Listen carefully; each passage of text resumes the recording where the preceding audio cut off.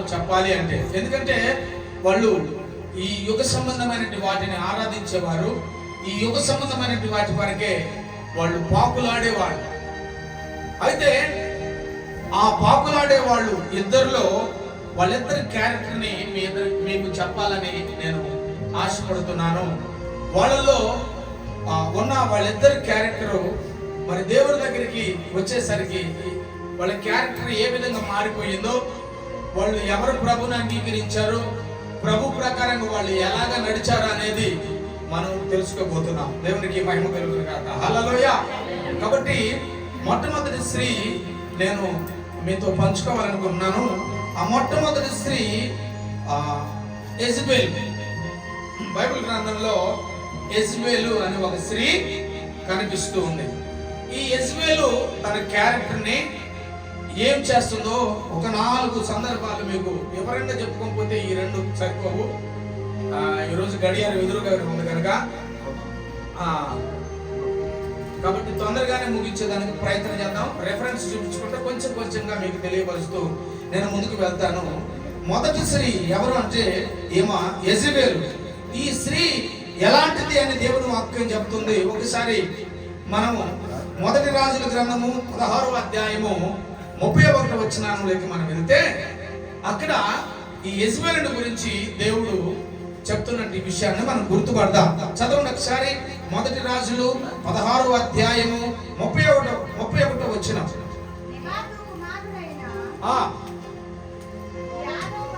Mic తీసుకోండి అమ్మా, వినపడుతుంది, నాకు వినపడట్లా. చెప్పండి, చదవండి.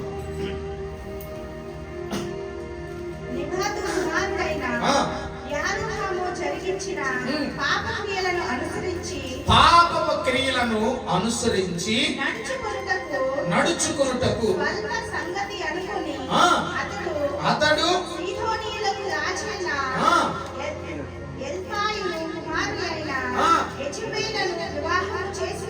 యెజబెలును వివాహము చేసుకొని బయలుదేవతలను పూజించుచు. చాలు. ఈ యెజబెలు ఎలాంటిది అంటే అన్యులతో సమానము కలిగినటువంటి వ్యక్తి. ఈ వ్యక్తి ఎవరిని పూజిస్తుంది అని ఇక్కడ వాక్యం సెలవిస్తుందంటే లోక సంబంధాన్ని ఆరాధిస్తుందట, లోక సంబంధాన్ని అలవాటు చేసుకుంటుందట, లోక సంబంధం ప్రకారంగానే జీవించడానికి ఇష్టపడుతుందట. కానీ దేవుని ఉద్దేశంలోకి రావడానికి ఆ మనసు అంగీకారంగా కనిపించట్లేదట. అందుకని ఈమెను గురించి నేను ఏం రాసుకున్నానంటే తన అన్న పని జరిగించుకునే స్త్రీ. ఇది టైటిల్. నేను 4 విషయాలు చెప్తాను ఈ విషయంలో 4 విషయాలు చెప్తాను. తను అనుకున్న పనిని జరిగించుకునే స్త్రీ. ఈ స్త్రీ ఎవరి స్త్రీ? యెజబెలు అనబడిన స్త్రీ. అది ఇంకా ఏం చేసింది? 18వ అధ్యాయం, అదే రాజుల గ్రంథం 18వ అధ్యాయం 4వ వచనం. మీకు త్వరగా రెఫరెన్స్ చూపించుకుంటూ వెళ్తాను. 18:4వ వచనం. యెజబెలు చూడండి, ఈ యెజబెలు యెహోవా ప్రవక్తలను నిర్మూలము చేయవలనని చేయుచుండగా 150 మందిగా నూరుగునిగా కాచి వారిని దాచి అన్నపానములు ఇచ్చి వారిని పోషిస్తూ వచ్చేసిందంట ఈ యెజబెలు. ఎందుకు 150 మందిని 50 మందిని ఆమె ఒక దిక్కు దాచి ఎందుకు వారికి అన్నపానములు ఇచ్చి మేపుతుంది అంటే, యెహోవా ప్రవక్తలు ఎంతమంది అయితే ఉన్నారో ఆ ప్రవక్తలందరినీ నిర్మూలన చేయాలి, వారిని చంపాలి అన్న ఉద్దేశంతో అక్కడ ఆమె దగ్గర ఉండే బయలు ప్రవక్తలు అందరిని పిలుచుకొని కర్మేలు అనబడినటువంటి ఆ యొక్క కొండ మీదకి తీసుకొని రావాలి అని బయలు ప్రవక్తలు అందరిని కూడా ఏం చేస్తుందంటే మేపుతూ ఉన్నదట. ఎలా మేపుతుందేమా? అన్నపానములు ఇచ్చి మేపుతుందంట. ఎందుకు ఏమో మేపుతుంది అని అంటే ప్రవక్తలని చంపాలి అని అంటే తను అనుకున్న పని ఆమె చెయ్యాలి అని ఆలోచన దురుద్దేశము కలిగినటువంటి వ్యక్తి ఈ యెజబెలు. అంతేకాదు ఆ 18వ అధ్యాయంలో 19వ వచనం కూడా ఒకసారి చదివితే అక్కడ ఏమని రాయబడింది చూడమ్మా. అయితే ఇప్పుడు ఈ ఇశ్రాయేలీయుల వారందరినీ యెజబెలు పోషించుచున్న బయలు ప్రవక్తలను 450 మందిని ఓకే చూడండి, ఎక్కడికి పిలుపు పంపుతుంది? ఎక్కడికంటే కర్మేలు పర్వతం మీదకి పిలుస్తుందట. ఎందుకు? ఈ ప్రవక్తలని చంపేసేదాని కొరకు. అయితే కూడా నేను ఏమంటానంటే, ఈ రోజు ప్రభు ఉద్దేశాన్ని తెలుసుకొని ప్రభు రక్తం చేత కడగబడి బాప్తిస్మం తీసుకున్న మన జీవితాలలో కూడా యెజబెలు అనేబడినట్టి ఆ వ్యక్తిని ఈ రోజు కూడా మనం పోషిస్తూ ఉన్నాం. ఆ యెజబెలును కూడా ఈ రోజు మనం పోషిస్తున్నాం. నువ్వు ఎలా చెప్పగలవయ్యా అంటే, ఇదిగా టైటిల్ చెబుతుంది, తను అనుకున్న పని జరిగించుకునే స్త్రీ. తను అనుకున్న పని జరిగించుకునే స్త్రీ, అది పురుషుడు కావచ్చు, అది స్త్రీ కావచ్చు, కానీ తను అనుకున్న పని నెగ్గాలి, తను అనుకున్న పని జరగాలి అని కుటుంబాన్ని అవసరమైతే సుడిగాలు తిప్పినట్టుగా తిప్పి ఒక దిక్క కూర్చోబెట్టేదానికి కూడా సిద్ధపడిన స్త్రీ ఈ యెజబెలు అనబడిన స్త్రీ. అయితే ప్రభు మనల్ని ఇక్కడ జ్ఞాపకం ఎందుకు చేస్తున్నాడు అనంటే, ఇలాంటి వారు తన పనిని తను తగ్గించుకునే దాని కొరకు ఉన్న స్త్రీలు కొంతమంది ఇక్కడ ఉన్నారేమో. ఉంచేనే ప్రభు వారు మాట్లాడతారు, లేకపోతే ఆయన మాట్లాడటానికి ఇష్టపడతారు. ఉంచేనే మాట్లాడతాడు అంటే తన పనిని తను దక్కించుకునే దాని కొరకు ఏమైనా చేయటానికి ఇష్టపడుతుంది. చూడండి, ప్రవక్తల ద్వారా ఏమైనా నష్టం ఉన్నదా? ప్రవక్తల ద్వారాగా ఏమన్నా కీడు జరుగుతుందా? ప్రవక్తల ద్వారాగా ఏమైనా ఇంకా అపశకునం ఏమైనా జరుగుతుందా? నో. ప్రవక్తల ద్వారా ఆశీర్వాదం ఉంది, ప్రవక్తల ద్వారా దీవెన ఉన్నది, ప్రవక్తల ద్వారా నీకు మేలు జరగబోయే కార్యం జరుగుతూ ఉన్నది. అలాంటి ప్రవక్తలను పట్టుకొని నేను అన్నా పని జరగాలి, ఏదే ప్రవక్త కనబడకూడదు, నేనే రాజుగా ఉండాలి, నేనే రాణిగా ఉండాలి అని ఏకైక లక్ష్యంతో ఆ యెజబెలు తన చేస్తున్న పనిని నెగ్గించుకునే దాని కొరకు కర్మేలునే ఆ పర్వతం మీదకి తీసుకురామని తను అనుకున్న పని చేయడానికి ఇష్టపడుతుంది. ఈరోజు నీ ఇంట్లో నాదే చెల్లాలి అని అనుకుంటున్నావా సహోదరుడా, సహోదరి? నాదే చెల్లాలి, నేను చెప్పిందే చెల్లాలి, నేను చెప్పిందే జరగాలి, నేను చెబితేనే అది అవ్వాలి, కాదంటే నోరు పుచ్చుకొని నువ్వు కూర్చోవాలి అనే స్థితి. నన్ను ఒక దగ్గరికి ప్రార్థనకు పిలిపించారు, ఒక సేవకురాలు పిలిపిస్తే నేను వెళ్ళాను అక్కడికి. ఆమె దైవ సేవకురాలు, నాతో పాటు 4-5 సేవకులు కూర్చొని ఉన్నారు. ఆ రోజు వర్తమానం నాదే. అయితే ఆమె అందరి లెక్కల్లో పోయి మందలో కూర్చుంది, తన భర్తను తీసుకొచ్చేసి పక్కన కూర్చోబెట్టుకుంది. ఎక్కడ కూర్చోబెట్టుకుంది అంటే సేవకులతో పాటు కూర్చోబెట్టింది. నేను అక్కడ కూర్చోడానికి నాకు హక్కు ఉన్నప్పటికీ నాకంటే శిరస్సు పైన ఉన్నది కనుక, నా శిరస్సు ఉన్నది కనుక నా శిరస్సు వాళ్ళతో పాటు కూర్చోవాలి అని ఆమె కూర్చోవలసిన ప్లేస్ లో తన భర్తను తీసుకుపోయి కూర్చోబెట్టింది. అతను దైవజనుడు కాదు, విశ్వాసే, కానీ దైవజనురాలు ఆమె తన భర్తకి యాల్వినిచ్చింది. తెలివి లేకపోయినప్పటికీ, జ్ఞానం లేకపోయినప్పటికీ, నీ తెలివితో ఆ కుటుంబాన్ని ఎలబుచ్చుకుంటున్నప్పుడు, నీ తెలివితో నువ్వు సంసారం ఈదుకుంటున్నప్పుడు తన భర్తకి ఇచ్చినట్టు యాల్వినిచ్చి అక్కడ కూర్చోబెట్టింది దేవుని బిడ్డలారా. అయితే ఇక్కడ ఈ యెజబెలు లోక సంబంధంగా మారుతుంది. ఏమో ఒక అన్యురాలే, లోక సంబంధంగా జీవిస్తుంది, ఏమో ఒక అన్యురాలే, కానీ ప్రవక్తలను కూడా చంపడానికి ఇష్టపడుతుంది. కారణం ఏమిటంటే తను అనుకున్న పని నెగ్గాలి. మీలో ఎవరైనా ఉన్నారేమో గుర్తుపెట్టుకోండి. రెండవది నేను మీతో చెప్పాలనుకుంటున్నది, మీతో చెప్పాలనుకుంటుంది, తనకి కాని దానిని దక్కించుకునే స్త్రీ. తనకి కాని దాన్ని దక్కించుకునే స్త్రీ. చదువుదామా? 1 రాజులు 21వ అధ్యాయము, 1 రాజులు 4వ అధ్యాయము 4 నుంచి 8 వచనాలు చదివితే తనకు దక్కించుకునే పని ఏం చేసిందో చూద్దాం ఒకసారి.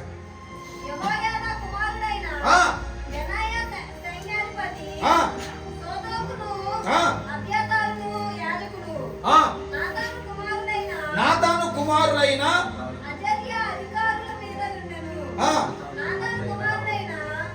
అమ్మా 21వ అధ్యాయం 4వ వచనం నుంచేనా నేను చెప్పింది? రాజులు 1 గ్రంథము 21వ అధ్యాయము 4 నుంచి తల్లి. సారీ, నేను 4 అని చెప్పానేమో మీకు. సారీ, 21వ అధ్యాయము 4 నుంచి. అమ్మా, మొదటి రాజుల గ్రంథము 21వ అధ్యాయము 4 నుంచి చదువుతాను మళ్ళీ.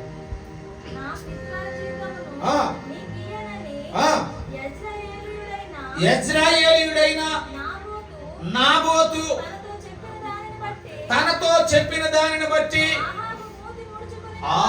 చూడండి, చిన్నదానికి పెద్దదానికి మూతి ముడుచుకునే వాళ్ళు ఉన్నారు.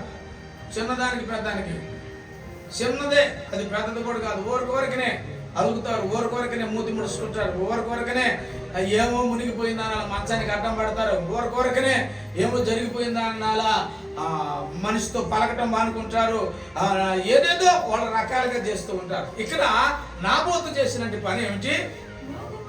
మూతి ముడుచుకుని. ఎందుకు మూతి ముడుచుకున్నాడు వీడు? చదువుదాం ఒకసారి కిందకి పోతా. కోపముతో తన నగరమునకు వెళ్ళి, చూడండి, మంచం మీద పరుండి, చూడండి, ఎవరితోనూ మాట్లాడకుండా భోజనము చేయకుండా ఉండడు. అంతటా చూడండి, అంతటా తన భార్య అయినట్టి యెజబెలు వచ్చి, ఎందుకు అడుగుతాం చూడు, ఏంటికి నువ్వు మూతి ముడుచుకున్నావు? మొదలే కదా నల్లటోడు అయితే నువ్వు, మొదలు నల్లటోడు, నీ ముఖం చూసేదానికి ఏ కారం ఉంటది, దాంతో నువ్వు అలిగితే బాగుండొచ్చి అని ఎగతాళి కూడా చేసుకొని ఉండొచ్చు బహుశా అక్కడ కదా. ఎందుకు అంటే అక్కడ అతడు రాజు. అతడు ఎవరు? నాబోతు రాజు. రాజు అయినప్పటికీ అతను అనుకున్న దానికి దక్కనందుకు మూతి ముడుచుకున్నాడట. దానికి ఎంకరేజ్ చేస్తుంది భార్య. ఏమని? నీవు మూతి ముడుచుకొని భోజనము చేయట ఎందుకు ఉన్నావు అని ఆ భర్తను అడగగా, అతడు తను చేసిన గొప్పతనాన్ని గురించి భార్యకి చెప్పుకుంటున్నాడు. ఏమని? నీ ద్రాక్ష తోటను క్రయమునకు నాకు ఇవ్వమని, లేక నీకు అనుకూలమైన వెడల దానికి తోడు మరొక భూమిని జాగాని నీకు ఇస్తానని నాబోతుతో నేను చెప్పగా, అతడు నా ద్రాక్ష తోట నీకు ఇయ్యను అని అన్నాడు. అది వాడిష్టం, వాడి సొమ్ము, వాడిష్టం అండి, వాడిష్టం. వాడిస్తే ఇస్తాడు, లేకపోతే ఇవ్వడు. అయితే దానికి నాబోతు ఏమంటుంది? యెజబెలు ఏమంటుంది? అందుకు తన భార్య అయినటువంటి యెజబెలు, ఇశ్రాయేలీలో, ఇదిగో ఇప్పుడు నువ్వు రాజ్య పరిపాలన చేస్తున్నావు కదా, లేచి నువ్వు నోరు మూసుకొని భోజనం చేయి, నిజమే గాని అని చెప్పి మనుషులో నువ్వు ఏమాత్రం కలరపడబాకమో దిగులు పడబాకమో సంతోషంగా ఉండు, అసలు అది ఎట్ట రాదు నేను చూస్తాను అని అంటుంది. అది అసలు ఎట్ట రాదో నేను చూస్తాను. నువ్వు లేచి మంచం మారడం ఎందుకు? ఎంత దానికైనా నువ్వు అలిగి మూతి ముడుచుకున్నది. అసలు నా పేరేం పేరు? యెజబెలు. ఏమిటో తెలుసా? నాకు అక్కరలేంది కూడా నాకు దక్కించుకునే తత్వం నాకు ఉన్నది, ఈ సంగతి నీకు తెలుసు కదా అని భర్తతో చెబుతూ ఏమంటుంది కింద చదువు. లేచి భోజనం చేసి మనుషులో సంతోషముగా ఉండుము.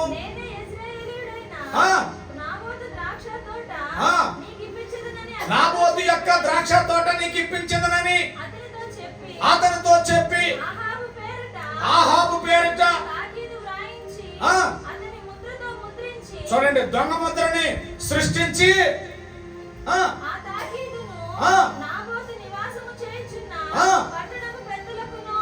పట్టణపు పెద్దలకును పంపెను.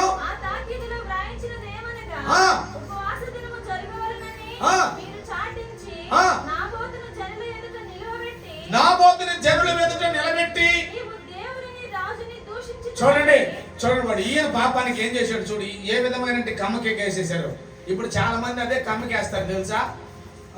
భర్త అనుకూలత పరచకపోతే ఇంకొక రకం, ఇంకొక కోణంలో ఈ పక్క భర్త వచ్చాడు అనుకో, ఈ పక్కకి బాధ్య, ఈ పక్కకి ఇంకొక రకం వచ్చాడు, ఈ పక్కకి బాధ్య. అంటే కారణం ఏంటి?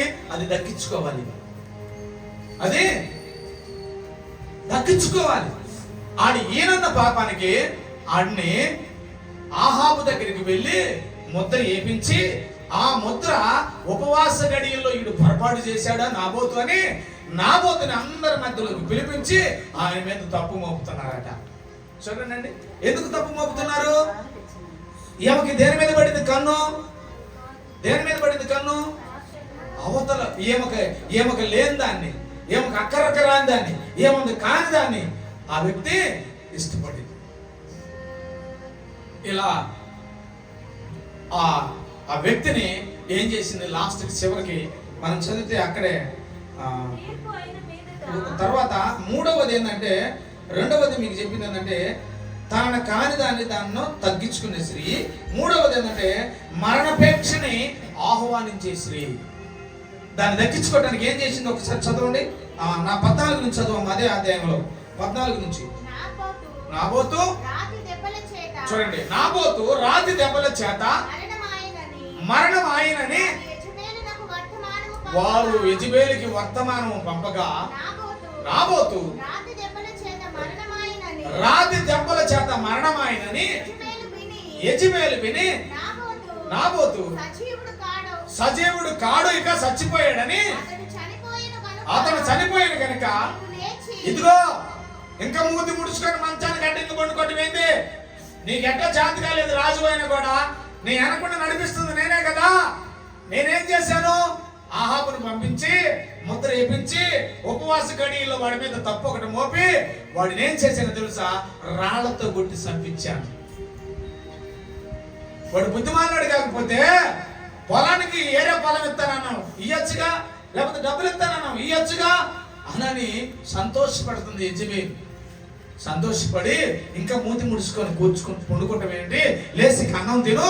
నీకు ఎవరైతే వ్యతిరేకంగా సాక్ష్యం చెప్పారో, నీకు ఎవరైతే పొలం ఇవ్వనని చెప్పారో ఆ పొలం ఇచ్చిన ఈయనన్న మనిషి ఈ రోజు ఏమైపోయాడంటే రాళ్లతో కొట్టి చంపబడ్డాడు. కాబట్టి ఇక నువ్వు లే, ఇప్పుడు నువ్వు తీసుకోవాలనుకున్నావు కదా పొలము, ఆ పొలం నీకు ఇంకా అడ్డము లేదు, ఇక నువ్వు తీసుకోవచ్చు, నీకు అవసరం అది, నువ్వు ఏం చేయాలనుకున్నావు అది చేసేయి అని చెప్పేసి మరణపేక్షని ఆహ్వానించి తన కాను దాన్ని దక్కించుకునే దాని కొరకు మరణపేక్షని ఆహ్వానించి ఆ యొక్క నిర్దోషైన వ్యక్తిని చంపించడం జరిగింది. దేవుని బిడ్డలారా, ఎవరు ఈ వ్యక్తి? యెజబెలు. ఎవరి వ్యక్తి? లోక సంబంధి. ఎవరి వ్యక్తి? దేవుని రాజ్యాన్ని గుర్తెరగని వ్యక్తి. ఎవరి వ్యక్తి? దేవుని సైన్యం అన్నా దేవుని బిడ్డలన్నా అసహించుకునే వ్యక్తి ఈ వ్యక్తి మరణపేక్షకు కూడా లోనైంది. దేవుని బిడ్డలారా, చిన్న చిన్న పొరపాట్లు వస్తుంటే పోతుంటే మీకు చేతులెత్తి దండం పెడుతున్నాను. యెజబెలు అనబడిన మనస్తత్వం మీ హృదయంలోకి, మీ వాకిట్లో కూడా రానివ్వకుండా దాన్ని తరం వేయాలని ప్రభు పేరిట మీకు తెలియపరుస్తున్నా. అది ఎంత దానికైనా తెగించింది. కారణం ఏమిటో తెలుసా? ఫ్యాను తిరుగుతుంది, ఫ్యాను కురిపెట్టుకో అని చెప్తుంది. లేదా ఇంట్లో పురుగుల మందు ఉంది, తెచ్చి తాగు అని చెప్తుంది. లేదా పోయే బండిని గుద్ది సావు అని చెప్తుంది. ఎవరు లేరు కదా, బిల్డింగ్ మీద నుంచి దూకి చావు అని చెప్తుంది. ఇది యెజబెలు. ఈ వ్యక్తిని మీరు రానివ్వకూడదు. తను అనుకున్న పని దక్కలేదని చనిపోయినట్టు వాళ్ళు ఎంతో మంది కనపడుతున్నారు మనకి లోకంలో. తను అనుకున్నది దక్కలేదని, తను అనుకున్న దాన్ని సాధించేదాని కొరకు పెళ్లి చేసుకొని ఆ తర్వాత అతను నాకు వద్దని చెప్పేసి సగమాస్తి తీసుకునే దాని కొరకు చేసినట్టు వాళ్ళు కూడా లోకంలో మనం చూస్తూ ఉన్నాము. యూట్యూబ్లోను, TV9లోను, TV5లోను ఎన్నో సాక్ష్యాలు మనం వింటూ ఉన్నాం. అసలు వీళ్ళిద్దరికి సెట్ కదా ఎలా చేసుకున్నారు అని అనుకుంటే పట్టుమని 10 రోజుల తర్వాత ఆ సంసారాన్ని తీసి పడేసి నన్ను అట్టంటున్నాడు ఎట్టంటున్నాడు అని చెప్పేసి ఆ మనసు కలిగేసి విడాకుల వరకు తీసుకొని వాడి ఆస్తులు సగము వాటా ఎసురు పెట్టి దాని కొరకు చేసే తత్వము ఈ తత్వం యెజబెలు తత్వము. నీ భర్త ఎలాంటి వాడో, నీ భార్య ఎలాంటిదో అంగీకరించినట్టు నీవు గుర్తుపెట్టుకోవాల్సింది ఏంటంటే సహనముతో నువ్వు ఓపికతో నువ్వు ముందుకు వెళితే నీ కుటుంబాన్ని, నీ సంసారాన్ని తెచ్చిపెట్టుకోగలుగుతూ గానీ ఎంతకాలము ప్రార్థనకు వస్తున్నా, ఎంతకాలము దేవుని వాక్యాన్ని వింటున్నా, ఈ నెలలలో నీవు దేవుని యొక్క రక్తాన్ని, దేవుని యొక్క శరీరాన్ని తింటూ మందిరానికి వస్తూ ఉన్నా కూడా ఈ యెజబెలు మనస్తత్వాన్ని కలిగి ఆ మాటలు, ఆ ఆలోచనలు, ఆ క్రియలు, అలాంటి తలంపులు కలిగి అదే జీవితాన్ని నువ్వు జీవిస్తూ మరణపేక్షకు కూడా నువ్వు ఆహ్వానిస్తున్నావు, కానీ ఆ వ్యక్తిని నేను క్షమించను, నా భార్యను నేను క్షమించను, నా భర్తను నేను క్షమించను, ఈ అన్నను నేను క్షమించను, ఈ అక్కను నేను క్షమించనని ఇదే తత్వంలో నువ్వు ఉంటే యెజబెలుకి నీకు పెద్ద తేడా లేదు. దయచేసి మనం అర్థం చేసుకోవాల్సింది, ఈ సంఘాలలో యెజబెలు అనబడిన వ్యక్తి పనిచేస్తూ ఉంది. ఈ యెజబెలు ఉన్నంటి కుటుంబం ఎలాగా ఉంటుందంటే లోబడదు. ఈ కుటుంబం ఎక్కువగా లోపడదు. ఈ కుటుంబంలో యెజబెలు ఉన్న ఇంట్లో తొందరగా అర్థం చేసుకోదు. తొందరగా అర్థం చేసుకుని ముందుకు నడవడానికి ముందుకు పోరు కాదు, కానీ ప్రతిదానికి ఎదురు వాదాన్ని పెట్టుకుంటారు, ప్రతిదానికి ఎదురు వాద్యం వేసుకుంటారు, ప్రతిదానికి నువ్వంతా నేనింత అని చెప్పుకొని యెజబెలు మనస్తత్వాన్ని కలిగి కుటుంబాన్ని బ్రద్దలు చేసుకుంటూ లాస్ట్కి చావు బ్రతుకుల మధ్యలోకి ఇది తీసుకుని వచ్చే సంసారాలు, కుటుంబాలు ఎన్నో మన దేశంలో రాష్ట్రాల్లో కనబడుతూ ఉన్నాయి. దేవుని బిడ్డలారా, మీరు అర్థం చేసుకోవాలి, యెజబెలు అనబడిన వ్యక్తి నీ హృదయం నుంచి పారదోలాలి. యెజబెలు అనబడిన మనిషిని నువ్వు పారదోలాలి. నువ్వు ఎప్పుడైతే పారదోలకపోతావో అది శిక్షను పొందుకున్నట్టు స్త్రీగానే నువ్వు మారిపోతావు. చూడండి, ఆ వ్యక్తి తను అనుకున్నది పనిని జరిగించుకునే స్త్రీ, రెండవది అతని కార్యాన్ని దక్కించుకునే స్త్రీ, మూడవది మరణపేక్షను కూడా ఆహ్వానించుకునే స్త్రీ. లేదు, మరణపేక్షను కూడా ఆహ్వానించి దక్కించుకున్న స్త్రీ అయి ఈ స్త్రీ ఏమైనా మేలు పొందిందా? నో, మేలు పొందలేదు. యెజబెలు బ్రతుకు ఏ విధంగా జరిగిందో నేను మీకు తెలియపరుస్తాను. యెజబెలు ఎలాంటిదో శిక్షని కొని తెచ్చుకున్న స్త్రీ అని చెప్తుంది. 21 రాజుల గ్రంథం, మొదటి రాజుల గ్రంథం 21వ అధ్యాయములో 19 నుంచి చదివితే అక్కడ చెబుతున్నట్టు ఈ విషయాన్ని మనం చూద్దాం ఒకసారి. నీవు అతను చూచి ఇలాగ ప్రకటించుము, దేవుడు సెలవిచ్చినది ఏమనగా నీవు దీన్ని స్వాధీనపరుచుకొనవలెనని నీవు నాబోతుని సంపించి ఉన్నావు గనుక యెహోవా దేవుడు నీ పట్ల సెలవిచ్చినది ఏమనగా ఏ స్థలమందు కుక్కలు నాబోతుని యొక్క రక్తాన్ని నాకినియో ఆ స్థలమందే కుక్కల నీ రక్తము కూడా నాకడానికి సిద్ధంగా ఉన్నాయి. యెజబెలు ఏ స్థలంలో నాబోతును సంపించి రాళ్లతో సంపించి రక్తము కారిపోయేటానికి చేసి తన ప్రాణాన్ని తీసేదాని కొరకు ఏమాత్రం వెనుకట్టు తీయకుండా నువ్వు ఇష్టపడ్డావో అక్కడ కుక్కలు అతనిని నాకినియో అదే ప్లేస్ లో, అదే స్థలంలో నువ్వు చేసిన భయంకరమైన పరిస్థితిని బట్టి నీకు జరగబోయే పని ఏమిటో తెలుసా? అదే స్థలంలో నీవు కూడా రాళ్లతో కొట్టి చంపబడతావు. కుక్కలు కూడా నీ యొక్క రక్తాన్ని నాకి నీ శరీరాన్ని చీల్చుకొని తినేస్తాయి. యెజబెలు ఈ రోజు ఒంటిలో ఆమె ఉన్నదని, ఒంటిలో వయసు ఉందని, నాకు గర్వం ఉన్నదని, కాస్త డబ్బు ఉన్నదని, కాస్త తెలివి ఉన్నదని నేను ఏమైనా చేస్తే పని జరిగిపోతులే, నా భర్త తెలివి దిక్కువాడు, లేకపోతే నా భార్య తెలివి దిక్కలే, వాళ్ళకి తెలియదులే అని భార్యకి అన్యాయం చేయటం, భర్తకి అన్యాయం చేయటం చేస్తున్న జీవితంలో నీకు జరిగే శిక్ష ఏమిటో తెలుసా? యెజబెలు మనస్తత్వము కలిగిన బిడ్డ, నాబోతులు ఏ విధంగా అయితే మోసం చేశావో అదే మోసము నీ కుటుంబంలో, నీ జీవితంలో జరగటానికి నేను ఆహ్వానిస్తున్నానని చెప్పేసి దేవుడు పై నుండి సదస్ అనే పలుకుతున్నాడు నీ పట్ల, నా పట్ల. ఈరోజు ఏ మనస్సు కలిగి ఉన్నావు? ఎలాంటి మనస్సు కలిగి ఉన్నావు? ఎలాంటి ప్రవర్తన కలిగి ఉన్నావు? సమాజంలో మనం చూసినట్లుగానే అయితే భర్తను పీడించే భార్యను లేరా? సమాజంలో మనం చూసినట్లయితే భార్యను పీడించే భర్తలు లేరా? బట్ సమాజంలో జరిగింది కాదు, కానీ సంఘములో ఉన్నావు నువ్వు. దేవుని రక్తం చేత కడగబడ్డావు నువ్వు. దేవుని సన్నిధిలో ఉన్నావు నువ్వు. దేవుని బిడ్డగా పేరు పెట్టుకున్నావు నువ్వు. దేవుని పేరు పెట్టుకొని బ్రతుకుతున్న నీ జీవితంలో ఎలా ఉన్నావు? ఎలా ప్రవర్తిస్తున్నావు? నువ్వు అనుకున్నది దక్కించుకునే దానిలాగా ప్రవర్తిస్తున్నావా? స్త్రీ కావచ్చు, పురుషుడు కావచ్చు, తనకి కాని దాన్ని దక్కించుకునే దానికి ప్రయత్నం చేస్తున్నావా? స్త్రీ గాని పురుషుడు గాని. బట్ మరణాపేక్షకు కూడా నువ్వు ఆహ్వానిస్తున్నావా? నువ్వు చనిపోయినా పర్వాలేదురా నాకు, నువ్వు ఉన్న ఒకటే లేకపోయినా ఒకటేరా నాకు. తర్వాత నేను మోటి భాషలో చెప్పాలంటే చెప్పండి, మోటి భాషలో చెప్పాలంటే చెప్పండి, మోటి భాషలో చెప్పాలంటే నువ్వు ఉన్న ఒకటే లేకపోయినా ఒకటేరా, నువ్వు ఉన్న ఒకటే లేకపోయినా ఒకటే.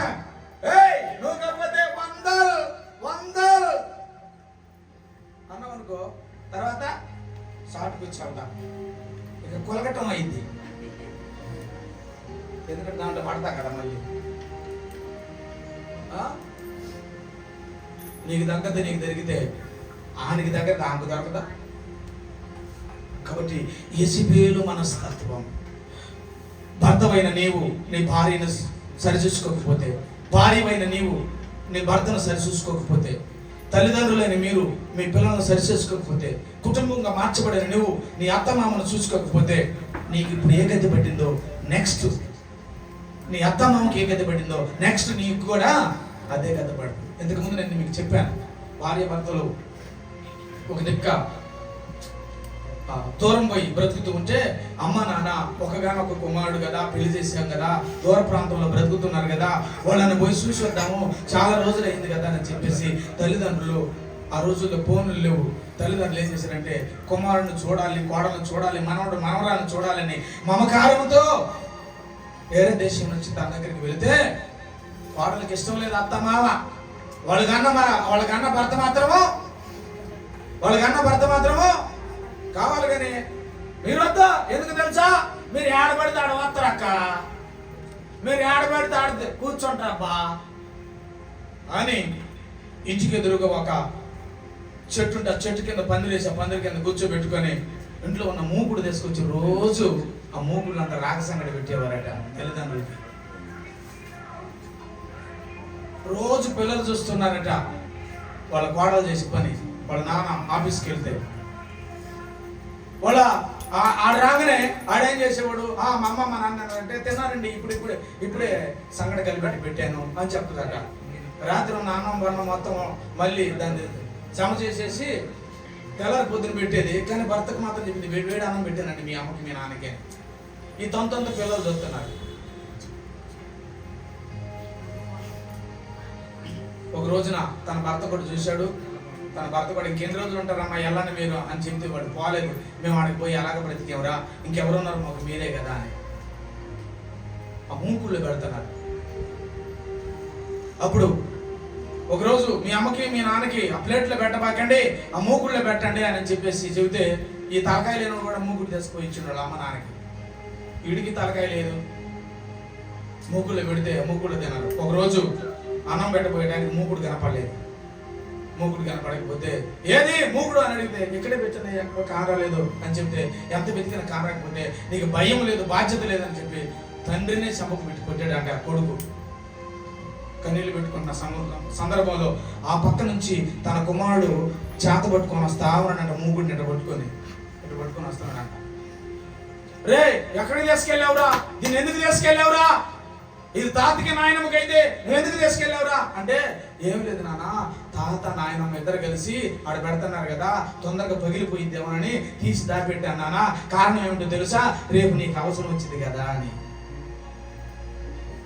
రేపు నీకు అవసరం వచ్చింది కదా, వాళ్ళ తర్వాత నువ్వే కదా అన్నట. ఏమి విత్తుతావో అదే పంటకు వస్తావు, గుర్తుపెట్టుకో. దయచేసి అర్థం చేసుకోండి. యెజబెలు మనస్తత్వం, తిరస్కరించే మనస్తత్వం, లోబడిన మనస్తత్వం, అహంకారం కలిగిన మనస్తత్వం. ఈరోజు నాకు అవకాశం ఉంది కదా అని నేను మాట్లాడటం కాదు, రేపు నీదవ్వచ్చు. దయచేసి చెల్లెలు అక్కలైన మీ అందరికీ దండం పెట్టి చెప్తున్నాను, అలాంటి మనస్తత్వం మన సంఘాలలో మన కుటుంబాలలో ఉండకూడదు. ఇప్పటికీ అది పనిచేస్తుంది. ఎక్కడ పనిచేస్తుంది ఒకసారి చదవండి. ప్రకటన గ్రంథము 2వ అధ్యాయము 20 నిమిషాలు. ప్రకటన గ్రంథం 2వ అధ్యాయం ప్రకటన 2:20 నుంచి చదువు తల్లి. అయినను అయినను నీ మీద తప్పు ఒకటి నేను మోపవలసి ఉన్నది. అదేమనగా తాను ప్రవక్తలని చెప్పుకొనుచున్నా, చూడండి, తన ప్రవక్తలని చెప్పుకొనుచున్న ఎబిజేలు అనబడిన స్త్రీ నీవు ఉండనిచ్చుచున్నావు. ఎందుక జారత్వము చేయుటకును తిరుటకును అది నా దాసులకు బోధించుచు వారిని మోసపుచ్చుచున్నది. మారు మనసు పొందుటకు అది తన జారత్వమును ఎన్నదన్ను అవసరమైతే నడ్డీపిస్తారే తప్ప తన ప్రవర్తన మార్చుకోవడానికి ఏమాత్రమో సిగ్గు లేని బ్రతుకుతున్నారు. సిగ్గు అని ఎందుకు అంటున్నాను అంటే, ఒకవేళ మనలో ఎవరన్నా ఉన్నారేమో సరిచేసుకుంటారని. సిగ్గు లేని బ్రతుకు, నీచమైన బ్రతుకుతూ ఉన్నారు. ఎందుకు తెలుసా? యెజబెలు అనబడిన దానికి తావునిచ్చేవట మనం. అందుకే గర్వపడతాం. నీ ఇష్టం, కుక్క నాకేసే సమయం వచ్చిందేమో, కుక్క నాకే సమయం, కుక్క చీల్చే సమయము, నీ ఎముకలు పటపట నవిలే సమయము అది రాకముందే యెజబెలు అనబడినట్టి ఆ వ్యక్తి ఆలోచనలు, ఆ క్రియలు, ఆ తలంపులు నీ మనసులో దాగి ఒకవేళ ఉన్నాయేమో వాటిని సరి చేసుకొని తీసి పారవేయ్ అని చెప్తున్నాడు ఇక్కడ దేవుడు. అందుకేమన్నాడు? మళ్ళీ చదువుతుంది ఆ మాట 20-21 చదువు. అయినను నీ మీద నేను తప్పు ఒకటి మోపవలసి ఉన్నది. అది ఏమనగా తన ప్రవక్తనని చెప్పుకొనుచున్న యెజబెలు అనబడిన స్త్రీని, చూడండి, ఆమె వాళ్ళు ఉండనిస్తున్నారట. నీ మీద ఒక తప్పు నేను ఒకటి మోపవలసి ఉన్నది. ఎందుకయ్యా నా మీద తప్పు మోపవలసి అని నువ్వు అంటున్నావు అంటే, నీలో యెజబెలు అనబడినట్టి ప్రవక్తని నీలో దాచిపెట్టుకుంటున్నావు అని చెప్తున్నాడు ఇక్కడ. అందుకే దేవుడు ఇక్కడ చెప్తున్నాడు, అలాంటి స్త్రీ, యెజబెలు అనబడినట్టి స్త్రీ అలాగ ఉన్నప్పుడు దేవుడు చెప్తుంది ఏంటంటే, నాబోతుని యొక్క రక్తాన్ని కుక్క నాకినట్లుగా నీ రక్తాన్ని కూడా కుక్క నాకటానికి సిద్ధంగా ఉంది. అది తెలియకముందే, అది తెలుసుకోకముందే, అది తెలుసుకున్న మరుక్షణము నువ్వేం చేయాలంటే మనస్తత్వాన్ని మార్చి వేసుకోవాలి. లేకపోతే మార్పు ఉండదు. నువ్వు క్రైస్తవుడు కదా, నోరెందుకు అలాగా? క్రైస్తవురాలు కదా, నోరెందుకు అలాగా? క్రైస్తవుడు అని ముసుగేసుకొని ఉన్నావా? క్రైస్తవురాలు అని ముసుగేసుకొని ఉన్నావా? అసభ్యమైన మాటలు గుండెల్లో దాచిపెట్టుకొని యెజబెలుని నీ హృదయంలో, నీ మనసులో పోషిస్తూ ఉన్నావా? బట్ యెజబెలు అనే మనస్తత్వాన్ని నువ్వు పోగొట్టుకోకపోతే కుక్కలు నాకే రోజు రాబోతుందని చెప్తున్నాడు దేవుడు. అందుకే అర్థం చేసుకొని యెజబెలు అనబడిన మనస్తత్వాన్ని నీలో నుంచి తొలగించుకుంటే నువ్వు ఆశీర్వదించబడతావు. మరి అదే అన్ని దేశంలో నుంచి ఒక తల్లి వచ్చింది. ఆ తల్లి ఏ విధంగా దీవించబడిందో నేను 1-2 మాటలు చెప్పి నేను ముగిస్తాను. చదువుదామా? రూతు గ్రంథం 3వ అధ్యాయం 10వ వచనం. రూతు గ్రంథం 3వ అధ్యాయం 10వ వచనం.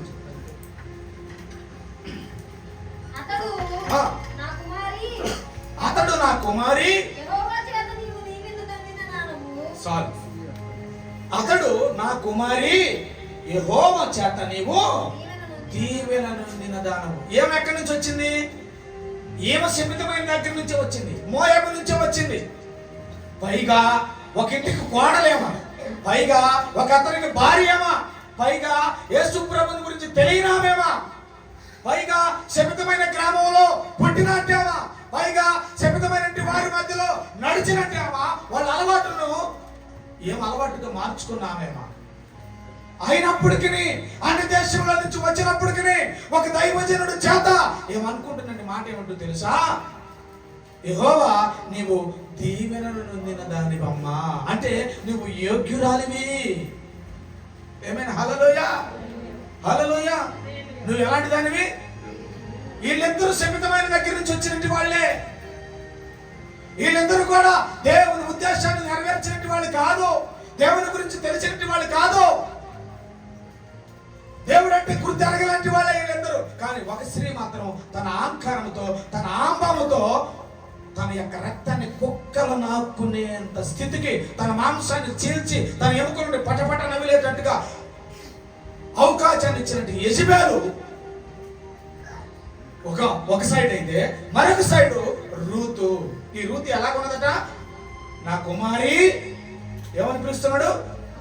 నా కుమారి, యెహోవా చేత నీవు దీవెన నొందిన దానివో. కారణం ఎందుకో తెలుసా?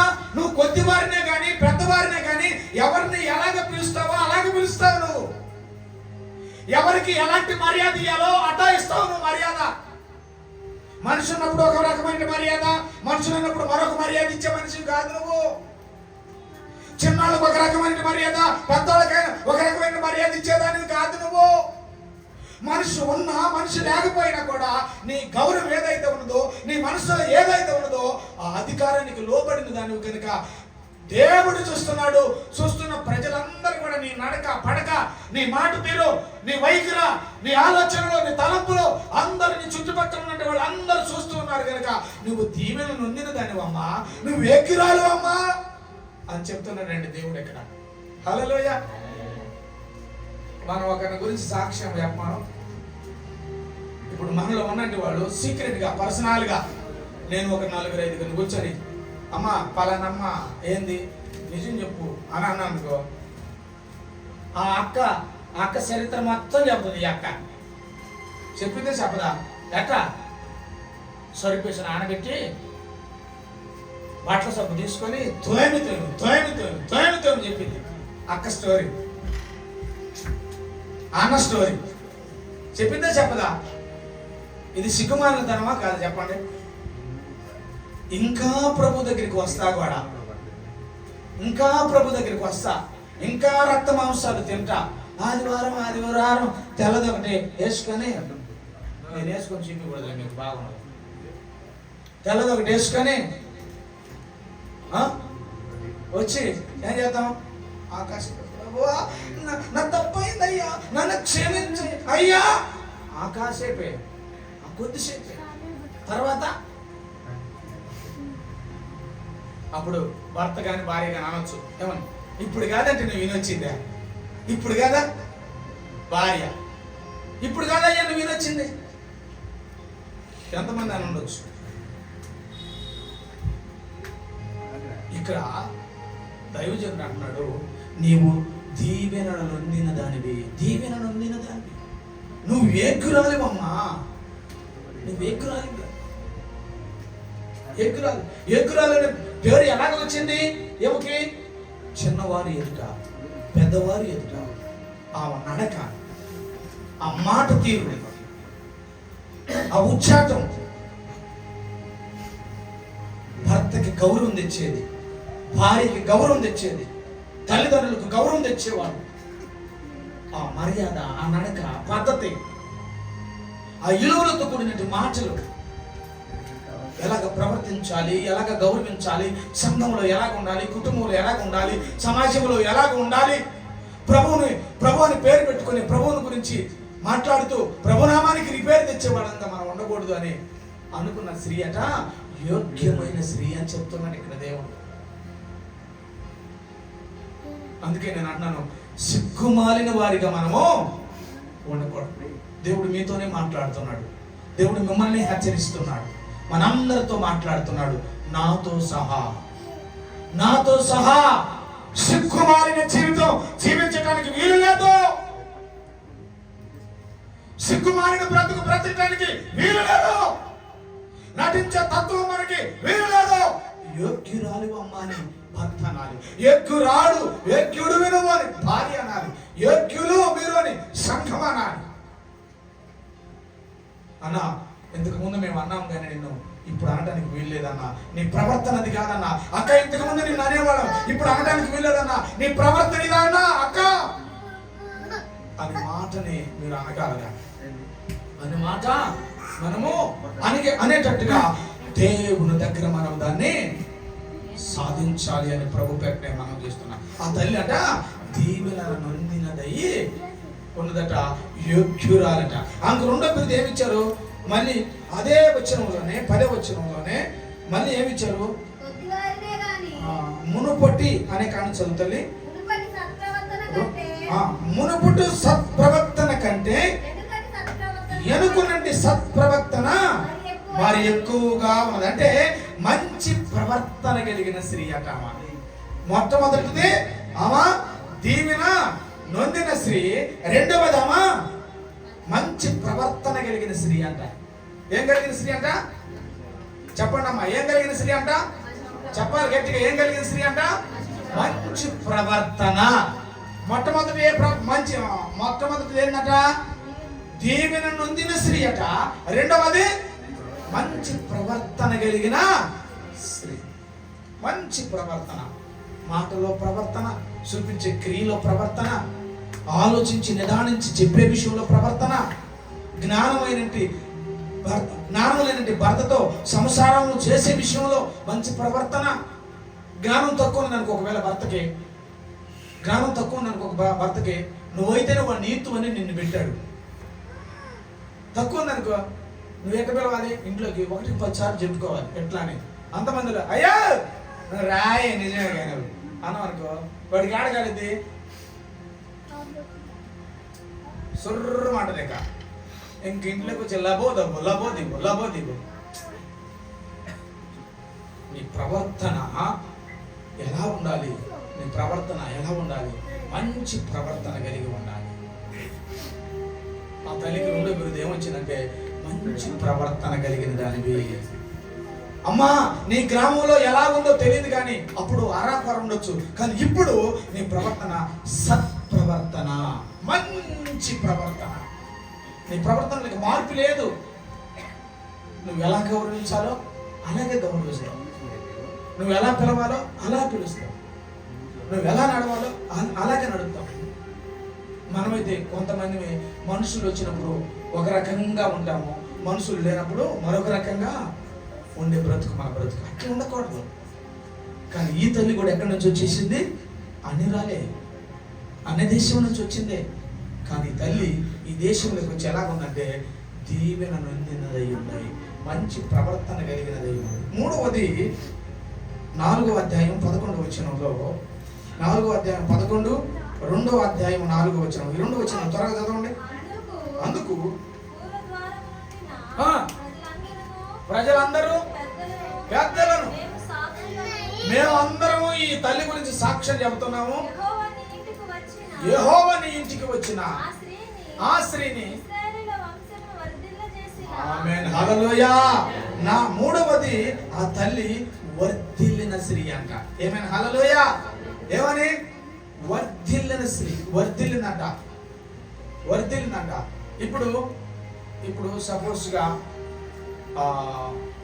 అన్ని క్వాలిటీస్, ఇప్పుడు ఇక్కడ మగపిల్లలు ఉన్నారు ఇద్దరు, మన సురేష్ అలాగే ఏలియా ఉన్నారు. మీరు వాళ్ళిద్దరిలో ఎవరైనా అభిమానిస్తారని ఓటేసారనుకో, ఎవరైనా ఒకరే గెలుస్తారు. అవునా కదా అమ్మా? అంతేనా కదా అమ్మా? నేను చెబుతుంది మీకే, సరేనా కాదా? వాళ్ళిద్దరిని మనం నిలబెట్టామనుకో, మీ ఇద్దరు ఓట్లు వేయండి అని చెప్పిన అనుకో, వాళ్ళిద్దరు ఎవరైనా ఒకరే గెలుస్తారు. సురేష్ అన్న గెలవచ్చు, బహుశా ఏలైనా కావచ్చు, కానీ ఒకరు మాత్రం గెలవడం ఖాయం. కారణం ఏమిటి? వాళ్ళిద్దరి మధ్యలో ఉన్నటువంటి క్వాలిటీస్ చూసి మనం ఓటేస్తాం. అవునా కదా? అంటే ఆ మనిషి వర్ధిల్లినాడు. హల్లెలూయా. అయితే ఆత్మ సంబంధమైన విషయంలో మన క్వాలిటీస్ అట వర్ధిల్లాలి. ఏమైనా హల్లెలూయా. అందుకే చాలా మంది నేను విన్నాను కొన్ని సందర్భాల్లో, ఎవరు సంగతి వాసమ్మ గారి గురించే ఏమన్నానంటే, ఈ అమ్మాయి చిన్నదైన వయసులో చిన్నదైనా ఎవరికి చెప్పాల్సిన వాళ్ళకి చెప్పిందబ్బా, తొందరగా కోప్పడే అమ్మాయి కాదు, ఈ అమ్మాయి తొందరగా కోప్పడేది కాదు, ఎవరికి చెప్పాల్సిన వాళ్ళకి చెప్పి సర్ది చెప్పిపోయింది, ఉండాలి, ఇటువంటి వాడు ఉండాలి అని అనగా నేను చాలాసార్లు విన్నాను నా సొంత గ్రామంలోనే ఈ విషయం. అంటే దీని భావం ఏమిటి అంటే మంచిని చెడ్డని తెలుసుకొని ఎవరికి చెప్పాల్సిన విషయం వాళ్ళకి చెప్పి సరిచేసి పంపటం. ఏమైనా హల్లెలూయా. అంతేకాని వాళ్ళ మీద వీళ్ళ మీద గొడవ పెట్టుకుని తత్వం ఉన్నదనుకో వరిదిలినట్ట, నో, వరిదిలినట్టు కాదు. అలాగే 2:4 కూడా ఏమని ఉంది, రెఫరెన్స్ అయిపోయింది. బెత్లెహేము నుండి వచ్చి యెహోవా నీకు తోడై ఉండు గాక అని వారు చూడండి, యెహోవా నిన్ను ఆశీర్వదించును గాక అని చెప్పినట. దేవునికి స్తోత్రం. ఈ స్త్రీ మొట్టమొదట దీవెన నొందిన స్త్రీ, ఈ స్త్రీ మంచి ప్రవర్తన కలిగిన స్త్రీ, ఈ స్త్రీ వర్ధిల్లిన స్త్రీ. 4వది, ఈ స్త్రీ మంచి కుటుంబమును కలిగి ఉన్న స్త్రీ అంట. ఏమండి? 4వది, ఈ స్త్రీ మంచి కుటుంబాన్ని కలిగిన స్త్రీ. రిపేర్ తెచ్చేది కాదు, మంచి కుటుంబాన్ని కలిగిన స్త్రీ అంట. అంటే నా చిన్నతనంలో రిపేర్ అంటే చెప్తాను. నా చిన్నతనంలో నేను బాగా అంత ఉన్నప్పుడు ఒక్కడిని కొడుకునని చాలా గారభంగా పెంచారు మా అమ్మ మా నాన్న, ఒక్కడే కదా అని. అయితే నేను ఏ లాండ చూసుకొని ప్రతివాడిని కొట్టి వచ్చేవాడిని. అంటే నేను పెద్ద ఇదని కాదు, వాళ్ళు కూడా నన్ను కొట్టేవాళ్ళులే, నేనే కొట్టేవాడు కాదు, వాళ్ళు కూడా నన్ను కొట్టేవాళ్ళు. ఇది కాక సండకాడ అందరు కట్టుకొని వచ్చేవాళ్ళు ఇంటికి. సండకాడ మా అమ్మ వచ్చేది బర్రెను దొరుకుని వచ్చేది, మా నాన్న మేకలు దొరుకుని వచ్చేది. అప్పుడు వాళ్ళు దొరికేది, అప్పుడు వచ్చేది వాడు వచ్చి ఇంకేమని, మీ వాడు చాలా మంచివాడు, రేపటి నుంచి మా వాళ్ళ దగ్గరికి మీ అబ్బాయిని పంపండి అని అనేవాళ్ళు కాదు. ఏమనేవాళ్ళు చెప్పండి మీ భాషలో, మన భాషలో?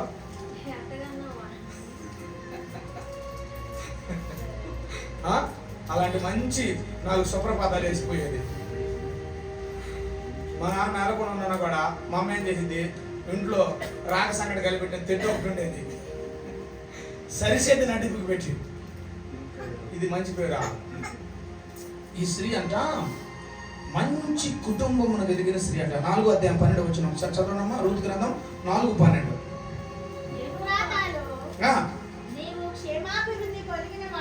అబ్బా చూడండి, మళ్ళీ చదువుతా లేనికి పోయి మళ్ళీ. ఎఫ్రాతాలో ఇదిగో నువ్వు క్షేమాభివృద్ధి కలిగిన వాడివై బెత్లెహేములో నీవు ఖ్యాతి అంటే మంచి. ఖ్యాతి అంటే ఏంటి చెప్పండి? మంచి పేరండి ఖ్యాతి అంటే. ఖ్యాతి అంటే ఏమిటి? మంచి పేరు కలిగిన వ్యక్తివి అని అర్థం, దాని భావం. ఆ పేరు నీ కుటుంబానికి దేవుడు ఇవ్వాలని కోరుకుంటున్నాడంట. ఏమైనా హల్లెలూయా. ఈ స్త్రీ మంచి కుటుంబాన్ని కలిగిన స్త్రీ. 5వది వచ్చి 1 కొరింథీ 13:4-5 చూస్తే ప్రేమ కలిగిన స్త్రీ అంట. ఈ స్త్రీ ఎలాంటిదంట? చదవండి అమ్మ మాట కూడా. 13:4-5 త్వరగా చూడండి. ప్రేమ దీర్ఘకాలము సహించింది. ఆగుదాం. ప్రేమ ఏం చేసిందట? సహిస్తుందా భర్త పట్ల, సహిస్తుందా భార్య పట్ల, సహిస్తుందా పిల్లల పట్ల, సహిస్తుందా కుటుంబం పట్ల? నిజంగా చెప్పండి, చేతులు ఎత్తండి. ఒక మాట చెప్పండి, చేతులు ఎత్తండి. అందరు కాదు, నిజంగా ప్రేమించే వాళ్ళు నేను అంటుంది.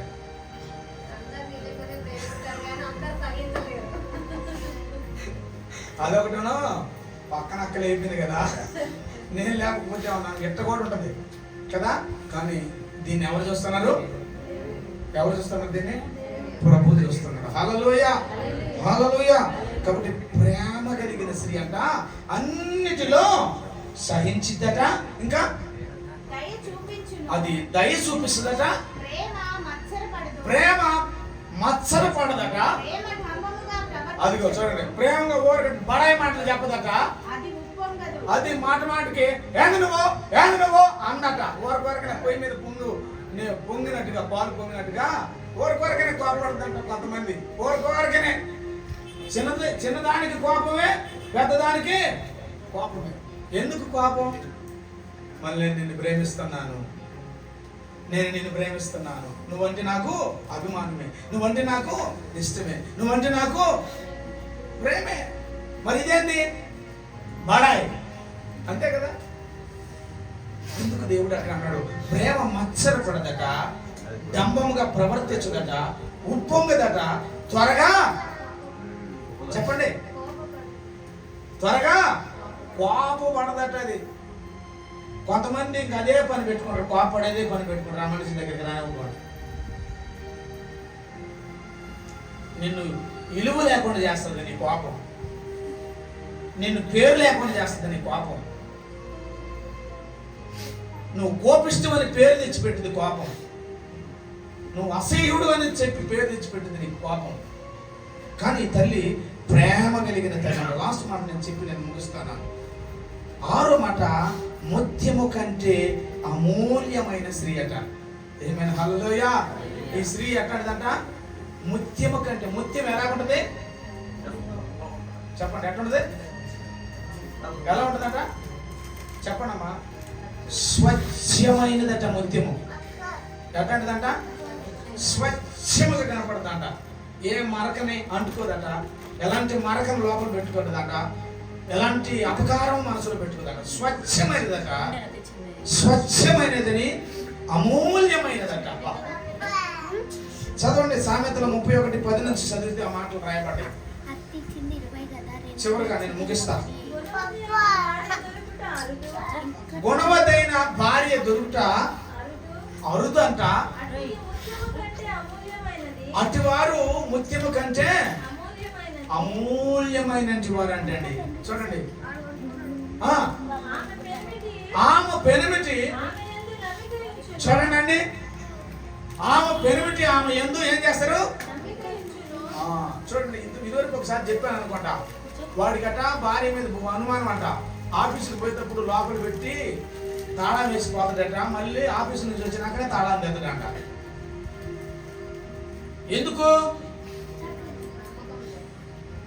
అంటే నమ్మకం లేదంటే ఆ వ్యక్తి భర్త దగ్గర నమ్మకము లేకుండా నడుచుకుంటుంది. అంతే కదా, అంతేనే కదా. క్యారెక్టర్ లేనిది, ఒక మాట చెప్పాలంటే. అవును కదా. చుట్టుపక్కల అందరూ కూడా చాలా మంచిది అని అనుకుంటా ఏం చేస్తారు అని వాళ్ళ మీద చూసుకుంటారు. ఎందుకు? నువ్వు అట్లాంటి దాని ఎందుకు నా మీద తుడుచుకుంటే అయిపోయింది కదా అని కదా. అందుకే నేను అంటుంది ఏంటంటే, సిగ్గు లేని బ్రతుకు మనం బ్రతకొద్దు.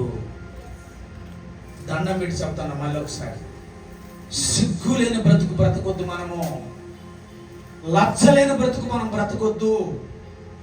సిగ్గు లజ్జ కలిగిన బ్రతుకు మనం బ్రతకాలి. ఏమైనా హల్లెలూయా. పేరు దేవునికి ఖ్యాతి తెచ్చే పేరు కావాలి.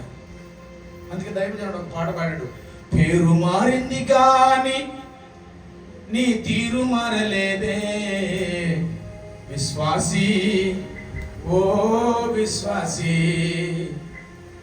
పేరు మారింది కానీ నీ తీరు మారలేదే విశ్వాసీ, ఓ విశ్వాసీ.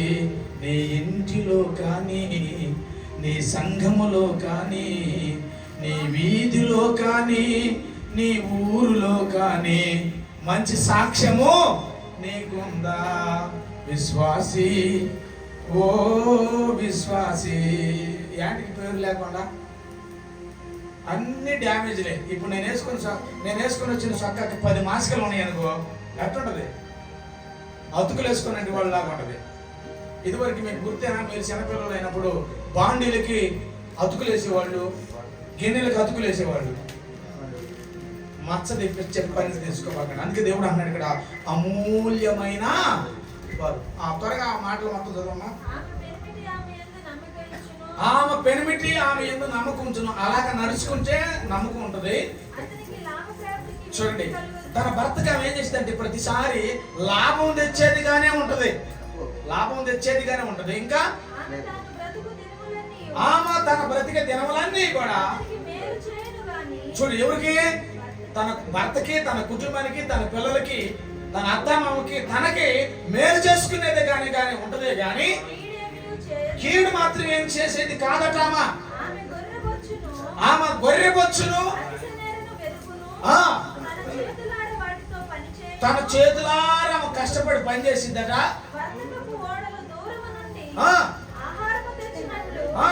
ఆమె దూరము నుండి ఆహారము తెచ్చి దూరం నుంచి ఆహారం తెచ్చి ఆమె చీకటితోనే ఆమె చీకటితోనే లేచి తన ఇంటి వారికి భోజనము సిద్ధపరచును. తన భర్తను లేపి నాకు కాఫీ పెట్టించి ఇయ్యి అనను.